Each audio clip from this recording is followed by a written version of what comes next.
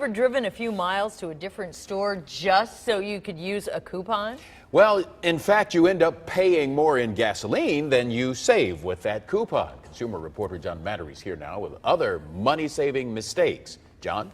That's right, Claude. You know, we all like to save money when we shop, eat, travel, even fill up our car. But sometimes those attempts to save a few dollars, they end up backfiring. So we went out in search of 9 of the biggest money-saving myths that could cost you more in the long run.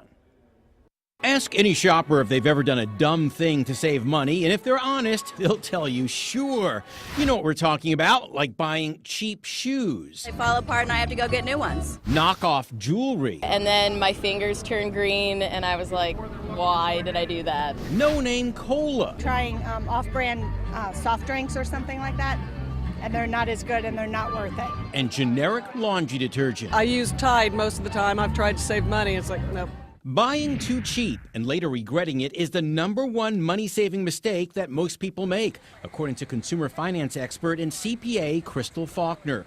She told me about a number of other money-saving myths, beginning with opening a store credit card just to get a discount that day. You go into a store, they say open up a credit card, you get 20% off the day's purchases. But what most people don't realize is that could absolutely hurt your credit score. Also, buying something simply because it's on sale. Many people think that they can buy more, even things they don't need, when it's on sale. While we're hunting those sales, another common money mistake is driving extra miles. Just use a coupon or save a few cents on gas. You end up burning extra gas and your time. Which leads to buying in bulk at a warehouse store when it's something you'll never use. It usually goes bad before you can use it. Just because you can get something in larger quantities for a few dollars less doesn't necessarily mean it's a good idea. Also, buying more online just to get free shipping. Admit it, you've done it.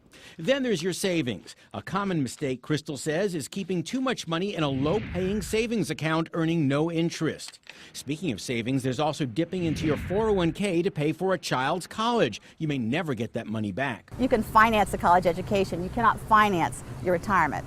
Also, buying an extended warranty for a small appliance or TV. It's cheaper to replace it if it breaks. Which brings us back to buying cheap stuff. And it just didn't last, and there's a reason why it's cheap. It's a lesson Sarah Daniel and most of us have learned eventually.